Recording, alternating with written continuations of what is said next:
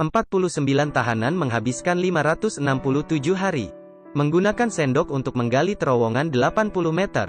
Memindahkan tanah sebanyak 55 ton dan berhasil lari dari penjara. Film hari ini diambil dari kejadian asli. Cerita dimulai. Ini hari ketiga mereka masuk penjara. Leon dan dua temannya berencana untuk mencari cara keluar, menggali terowongan. Tetapi jarak dari sel penjara sampai keluar ada 75 meter. Di sekitar tembok, berdiri banyak polisi yang bersenjata.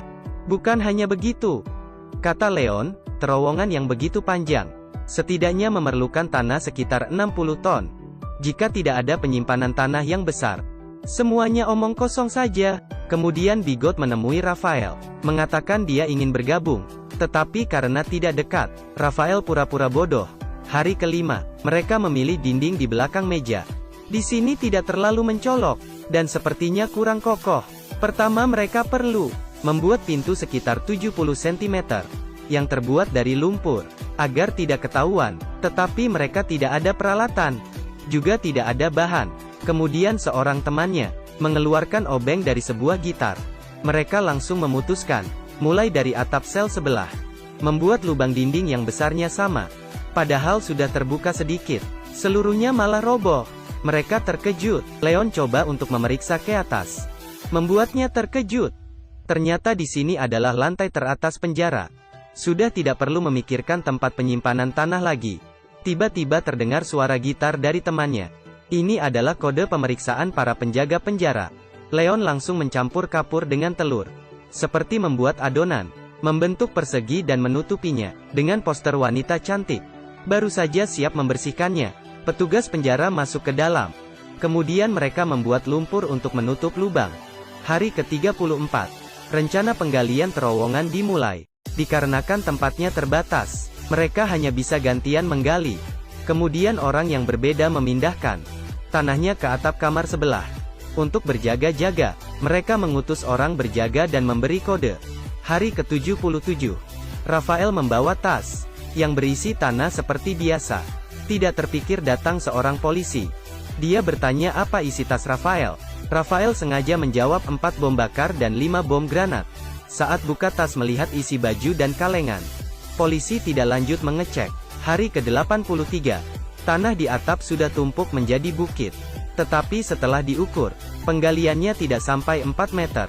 Jika kecepatan terus seperti ini, maka mereka butuh waktu 4 tahun untuk menggali 75 meter. Saat ini sedang mengadakan pemilihan umum. Jika terjadi kekacauan, situasi di dalam penjara akan semakin memburuk. Sehingga Leon memutuskan untuk menambah orang. Setelah analisis, mereka seleksi lebih dari 100 tahanan, dan memilih belasan tahanan yang bisa dipercaya dan berkemampuan. Karena tim pelarian ini semakin besar, mereka membuat jadwal yang ketat. Setiap hari harus menggali 100 kg.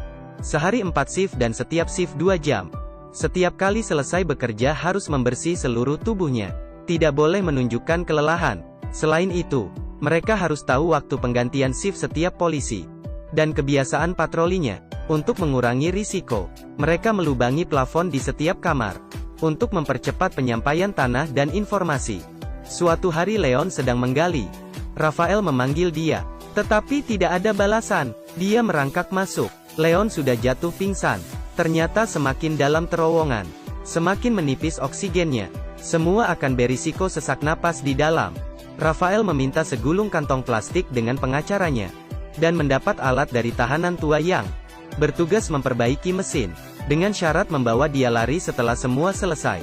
Sejak ada ventilasi, penggalian berlangsung lancar. Hari kunjungan berikutnya, Raphael minta istrinya menghubungi keluarga tahanan lain, karena jalan keluar terowongan harus ada yang urus. Tiba-tiba kepala polisi melakukan razia dadakan.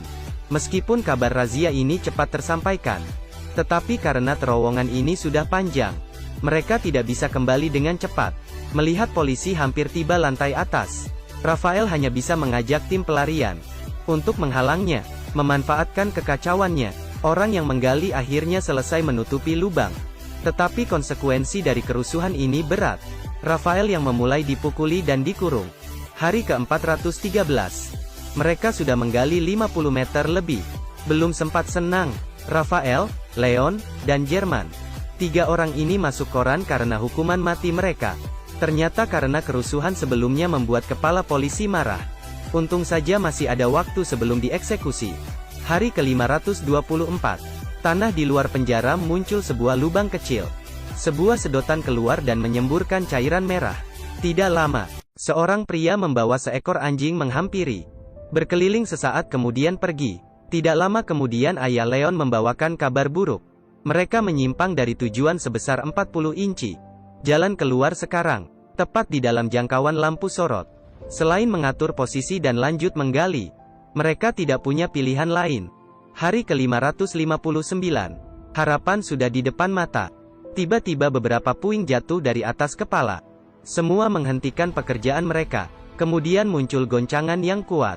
Sudah mau gempa. Mereka bergegas kembali. Di malam hari Leon pergi memeriksa terowongan. Untung saja tidak runtuh. Tetapi ini pasti tidak tahan gempa kedua. Mereka langsung memutuskan untuk lari minggu depan. Setelah dapat kabar, keluarga mereka yang di luar penjara bantu menyiapkan paspor dan uang tunai untuk pelarian. Tanggal 29 Januari tahun 1990, 50 tahanan berpartisipasi dalam pelarian ini. Mereka menonton televisi setelah makan seperti biasa. Saat 2 orang polisi berganti shift, mereka pergi satu-satu. Kebetulan acara televisi hari ini sangat menarik. Tidak ada satupun penjaga yang menyadari. Mereka berkumpul di depan terowongan dengan cepat dan merangkak masuk satu persatu. George inisiatif melakukan pengecekan daftar nama dan penutupan. Rafael memimpin semua orang pelan-pelan merangkak. Tiba di jalan keluar menunggu penjemputan. Dan mereka bertemu di terowongan. Di bawah cahaya yang samar. Menjadi jalan harapan untuk mendapat kebebasan. Dan orang yang menjemput di luar sudah menemukan jalan keluar terowongan. Dengan jatuhnya tanah, akhirnya membuka semua jalan. Tidak sempat berpikir banyak, Rafael memanjat ke atas. Orang yang di luar berkata, ada bas merah yang terletak di atas jembatan seberang. Dia akan menunggu selama 5 menit. Teman tahanan bergiliran memanjat ke atas dan bersembunyi di dekat tembok. Karena hanya di sini adalah zona aman dari lampu sorot. Saat ini Bigot sadar bahwa semua orang menghilang dan tergesa-gesa ke sel. Dan George sedang berencana masuk ke terowongan. Tetapi Bigot tidak ingin ikut melarikan diri. Tetapi malah ingin melapor. Ternyata polisi penjara demi menyuruh Bigot menjadi mata-mata menangkap keluarganya. Keduanya berkelahi. Di sisi lain Leon melihat sudah tidak ada yang keluar dari lubang. Dan mulai berpindah ke bas. Saat ini Jerman menyadari bahwa George belum keluar. Berencana pergi menjemputnya. Tetapi George yang di sel penjara sedang berusaha walaupun terluka. Sayangnya acara televisi baru saja selesai. Polisi dan tahanan mulai bubar. Melihat waktunya sudah pas, seorang pria memberitahu tahanan lain soal terowongan. Saat ini seluruh penjara menjadi ribut. Semuanya langsung berlari menuju terowongan. Polisi yang bertugas tidak berani mencegah. Dan orang yang berada di bas belum tahu kejadian di dalam penjara. Setelah 5 menit, George dan Jerman masih belum kembali. Semua orang akan dalam bahaya jika masih menunggu. Busnya mulai berjalan pelan. Saat ini terlihat bayangan yang sedang berlari. Mulai muncul di dalam kegelapan. Itu adalah Jerman.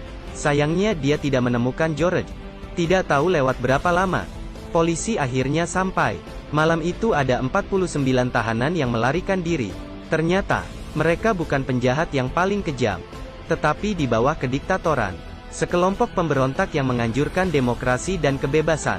Pelarian selama 18 bulan ini menjadi sejarah kejahatan di Chili.